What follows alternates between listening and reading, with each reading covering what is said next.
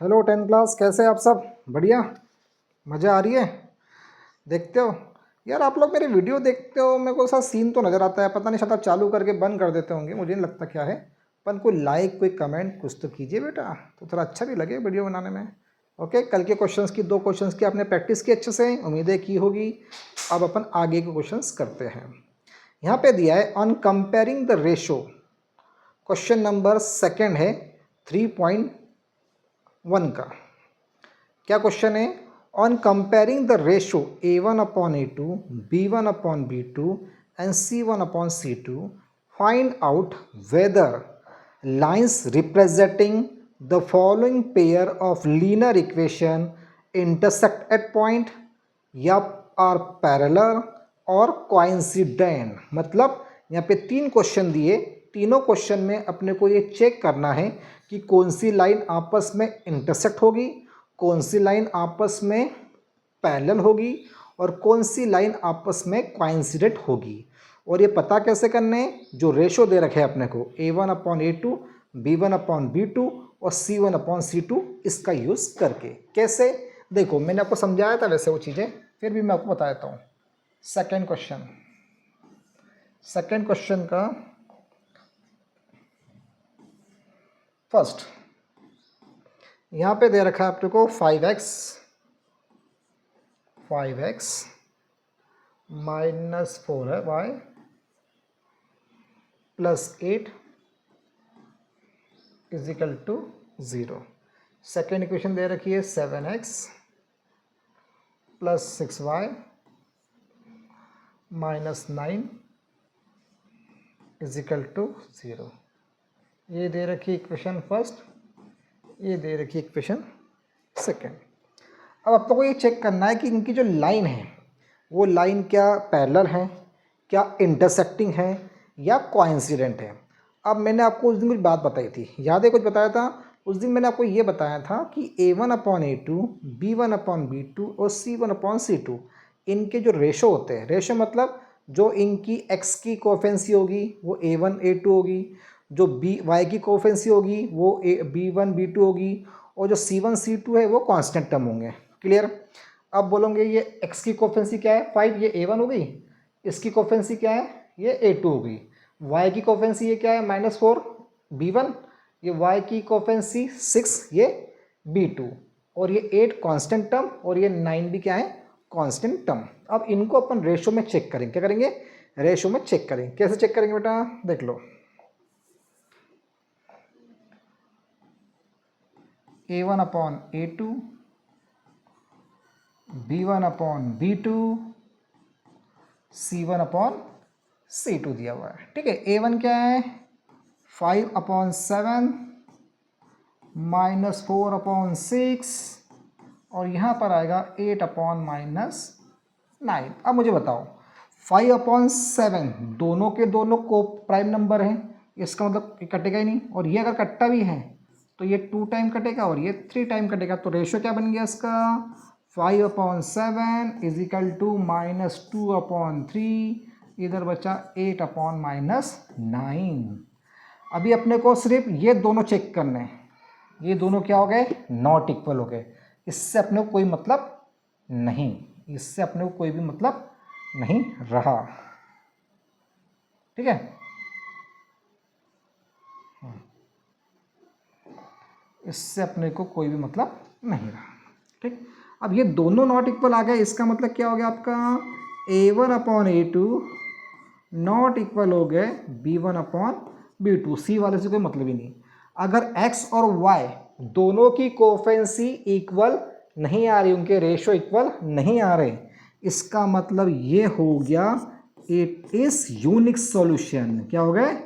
अब मतलब x की कोफेंसी भी और y की कोफेंसी भी, इनका रेशो आपस में मैच नहीं कर रहा। अगर दोनों का रेशो माइनस नहीं करना, मतलब x एक यूनिक है और y एक यूनिक है, दोनों की वैल्यू अलग अलग हो जाएगी। ठीक है, इसलिए it is a unique solution. और जब भी यूनिक सॉल्यूशन होता है तो वहाँ पे लाइंस क्या हो जाती है? Lines are parallel. अभी कल मैंने जो आपको क्वेश्चंस करवाए थे, क्वेश्चन में क्या करा था, वो लाइन ऐसी ग्राफ पे क्रॉस होती है, वहाँ से x और वहाँ से y, दोनों आंसर निकलता है ना अलग अलग, है ना? तो ये पॉसिबल कब होता है एग्जैक्ट आंसर, जब लाइन क्या होती है आपस में क्रॉस हो जाए। क्लियर हो गया। तो ये इसका आंसर क्या आया बेटा अपना, इसका आंसर आ गया अपना it is a unique solution, lines are parallel. Parallel है क्या, नहीं, लाइंस क्या है इंटरसेक्टिंग है, तो यहाँ पे ये पैरेलल आएगा क्या, नहीं, यहाँ पे पैरेलल नहीं आके क्या आएगा, इंटरसेक्टिंग। समझ में आया कि नहीं आया, ये पैरेलल यहाँ पर नहीं आएगा, क्या आएगा, इंटरसेक्टिंग, क्योंकि लाइन क्या हो रही है अपनी, इंटरसेक्ट कर रही है, क्या कर रही है, इंटरसेक्ट कर रही है। तभी तो देखो अगर आपने ग्राफ बनाया, ये ग्राफ है मान लो आपका, यहाँ पे 2 पॉइंट है, वहाँ से एक लाइन खींची, यहाँ पे एक पॉइंट है, यहाँ पे लाइन खींची, तो क्रॉस हो गया, यहाँ से x, यहाँ से y, तो ये x का आंसर आ गया और ये y का आंसर आ गया, एग्जैक्ट आपका आंसर आ जाता है, इसलिए उससे बोलते हैं यूनिट सॉल्यूशन। तो यूनिट सॉल्यूशन में लाइन क्या होती है, इंटरसेक्टिंग, क्या होती है, इंटरसेक्टिंग, पैरेलल नहीं होती। समझ में आ रहा है। तो क्या आंसर आएगा उसका, लाइंस आर इंटरसेक्टिंग। क्या आंसर आएगा, लाइंस आर इंटरसेक्टिंग, है ना। तो अपन उसको अच्छे से लिख देते हैं, ठीक। तो आंसर आएगा लाइंस आर इंटरसेक्टिंग। समझ में आया क्या करना है, कोई कंफ्यूजन, क्लियर, ओके। मिटाओ इसको आप कॉपी पेस्ट मार सकते हो। चलिए ठीक, क्लियर करता हूँ इसको। उसी का नेक्स्ट क्वेश्चन क्या है देख लेते, कहाँ है एक बुक, हाँ नेक्स्ट क्वेश्चन है अपना यहाँ पर सेकंड क्वेश्चन दे रखा है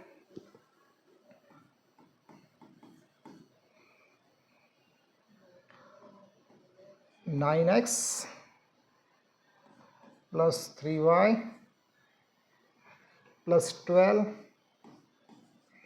इज इक्वल टू 0। यहाँ पर आएगा 18x plus 6y plus 24 is equal to 0। देखो कैसे करेंगे, फिर वही चेक करेंगे, a1 upon a2 b1 upon b2 c1 upon c2। अब देखो यहाँ पे क्या है, 9 अपॉन 18,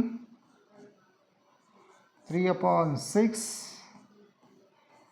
12 अपॉन 24, ये 1 अपॉन 2 टाइम कट गया, ये 1 अपॉन 2 टाइम कट गया, ये 1 अपॉन 2 टाइम कट गया, तो तीनों कट के आंसर क्या बच रहा है, 1 अपॉन 2, 1 अपॉन 2, 1 अपॉन 2। अगर तीनों आपस में इक्वल आ गए तो क्या हो गया, तीनों इक्वल आ गए ना, तो तीनों इक्वल आने में क्या होगा, it is infinite many solution. पढ़ाया था ना मैंने आपको, it is infinite many solution, ठीक है। और अगर इन्फिनाइट मैनी सॉल्यूशन है तो लाइंस क्या हो जाएगी, लाइंस आर कोइंसिडेंट। अब ये कोइंसिडेंट कैसे होगी, अगर आपका ग्राफ बन रहा है तो आप जो भी लाइन लोगे वो लाइन एक के ऊपर एक ही बनेगी। कितने बनेंगे, कुछ भी वैल्यू ले लो, क्योंकि ग्राफ उनकी ये रेशो सेम है, तो लाइन एक के ऊपर ही बनेगी, और एक के ऊपर एक लाइन बनेगी मतलब वो लाइन एक दूसरे को क्या कर रही है, ओवरलैपिंग कर रही है। और ओवरलैपिंग का मतलब क्या होता है, कोइंसिडेंट। क्या बोलते हैं, कोइंसिडेंट। तो ये सेकंड वाले में लाइन क्या है, कोइंसिडेंट। समझ में आया अच्छे से, कोई confusion, okay now clear. Okay, अब कंफ्यूजन होगा भी तो आप यूट्यूब पे क्या बोल पाओगे, लाइव क्लास तो चल नहीं रही है। फिर भी एज अ टीचर मेरा काम वो होता है बच्चा, हम टीचर्स लोग नहीं हर बात में क्वेश्चन पूछते हैं, चलेगा क्या, कई बार घर भी पूछ लेते हैं हम लोग, घर वाले भी बोलते हैं भाई ये घर है स्कूल नहीं।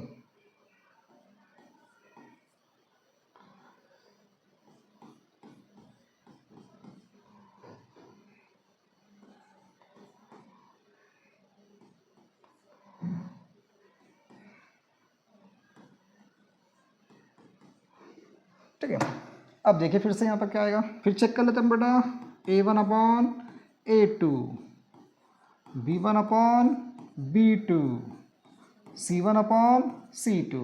यहाँ पे दे रखा है 6 अपॉन 2, यहाँ पे दे रखा है -3 अपॉन -1, यहाँ कुछ नहीं तो क्या मानेंगे 1, और यहाँ पे दे रखा है 10 अपॉन 9।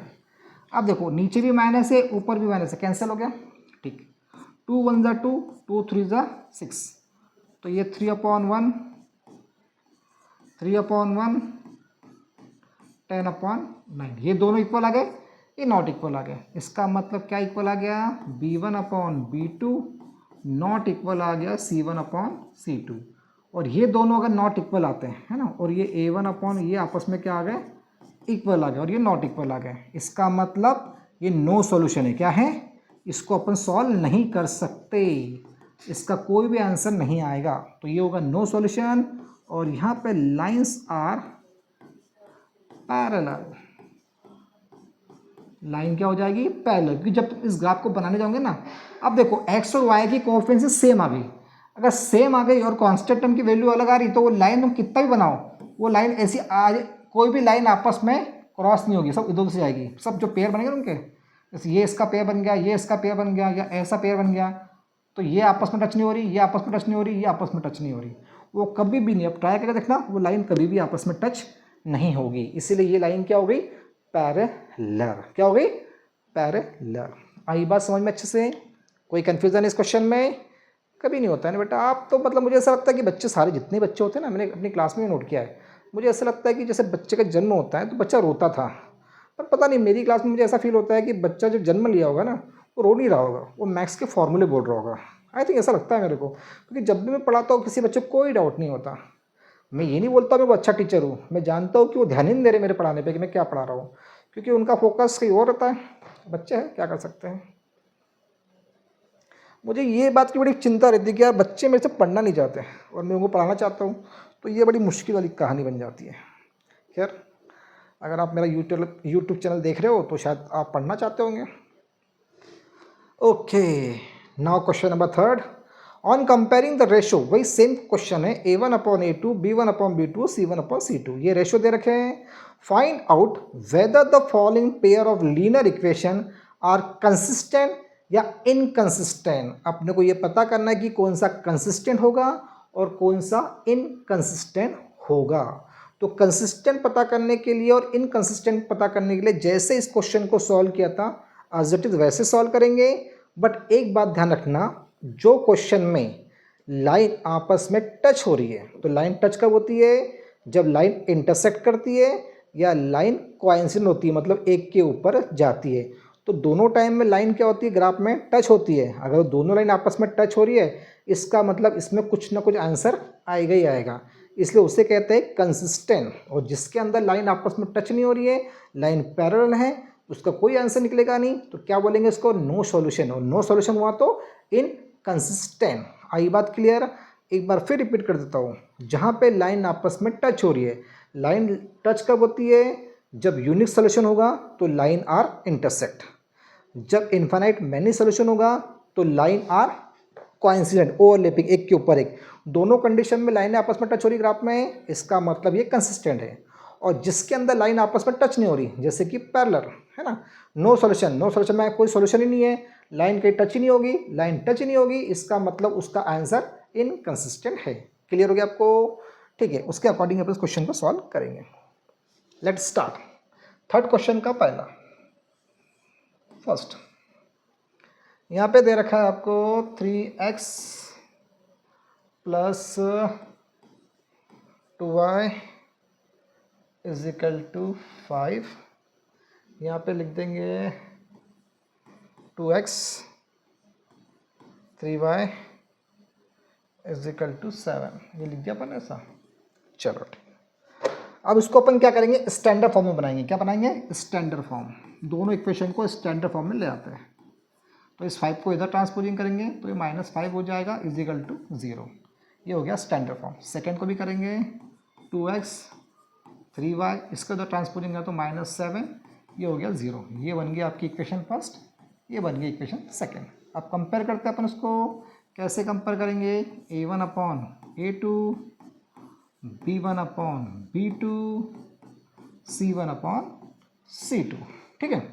अब यहाँ पे क्या है, A1 क्या है 3/2, 3/2, यहाँ पर आ गया है 2 - 3 और यहाँ हो गया 5 - 7।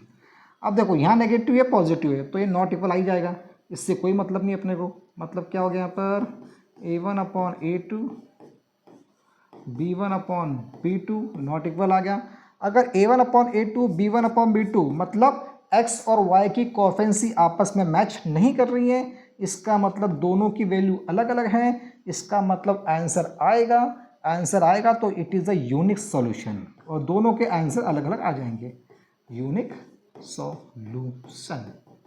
अगर ये यूनिक सॉल्यूशन है तो लाइन क्या हो रही है, आपस में इंटरसेक्ट हो रही है, लाइंस आर इंटरसेक्टिंग। और लाइन अगर आपस में टच हो रही है तो it is consistent,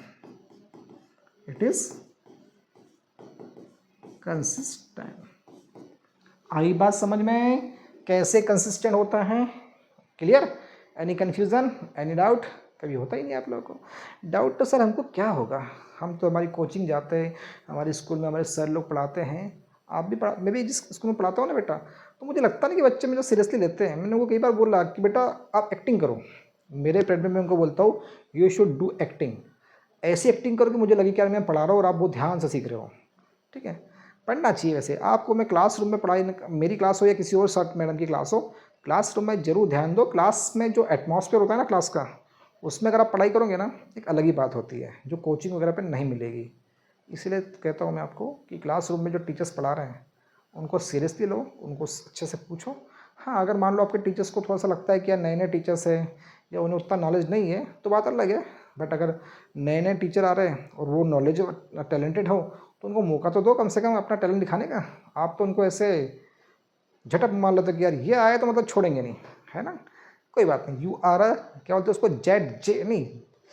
generation Z, क्या जैन जी, सॉरी जैन जी, आप क्या हो, जैन जी वाले बच्चे हो, तो आपको ये सारी बातें समझ में नहीं आती होगी। उतार लिया होगा आप लोगों ने इसको, वेरी गुड। नेक्स्ट करें, next, very good. Next question क्या है देखिए, उसी का सेकंड वाला,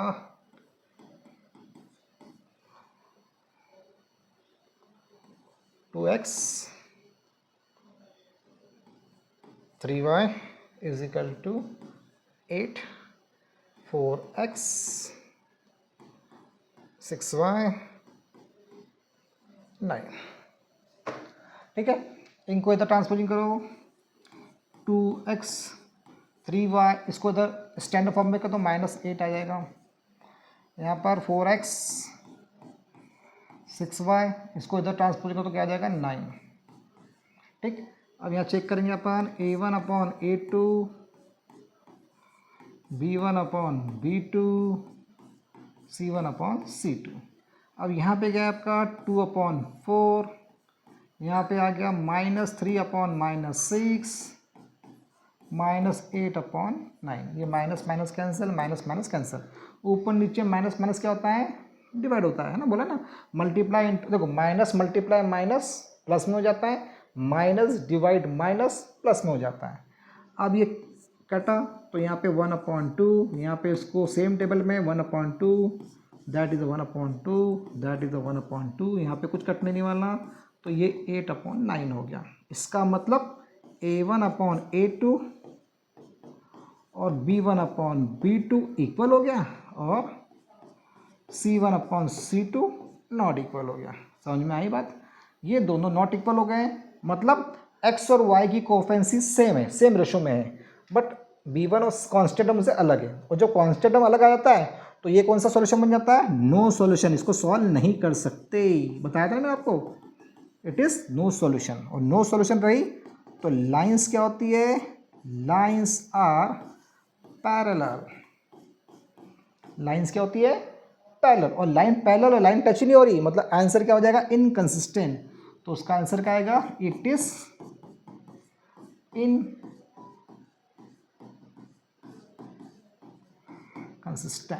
क्लियर? उतार लिया आप लोगों ने अच्छे से, समझ में आया कि कोई डाउट है, कोई कन्फ्यूजन? नो।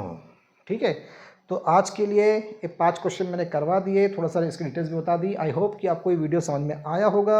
आप लोगों से फिर रिक्वेस्ट कर रहा हूँ कि लाइक का बटन दबाएं, आपके लाइक मुझे चाहिए। ओके, मुझे अच्छा लगता है, लाइक करो, मुझे लगता है कि यार, कमेंट भी चाहिए। अगर आपको पसंद नहीं आ रहा तो आप उल्टा कमेंट वो भी डाल सकते हो, क्या बोलते उसको, बोलता ना क्या ऐसा थम आता है, मुझे नहीं आइडिया होता, वो डाल सकते हो आप। बट सब्सक्राइब कीजिए, शेयर कीजिए, लाइक कीजिए, कमेंट कीजिए, और लाइव क्लास ज्वाइन करना चाहते हो और डिटेल में पढ़ना चाहते हो हर चीज़ को, तो आप मुझे 1 घंटे का टाइम दे सकते हैं। आपके पास कम से कम 15 बच्चे होने चाहिए जिनको लाइव क्लास में मैं पढ़ा सकूँ, लाइव यूट्यूब चैनल के ऊपर। ठीक है, तो आई होप आपको ये पसंद आया होगा, आपको वीडियो समझ में आया होगा, तो लाइक और सब्सक्राइब जरूर कीजिए और मेरे वीडियो को कम से कम देखिए। ठीक है, आपको काफ़ी फ़ायदा मिलेगा। ये इतना तामझाम ये सब टांग टांग के मैं किस लिए कर रहा हूँ? आपके लिए कर रहा हूँ। आप सोचते होंगे सर आपके सब्सक्राइब बढ़ेंगे तो आपकी कमाई हो जाएगी, तो होने दो ना कमाई, आपको क्या दिक्कत, आप भी कमाई करना है कि नहीं। Bye, take care.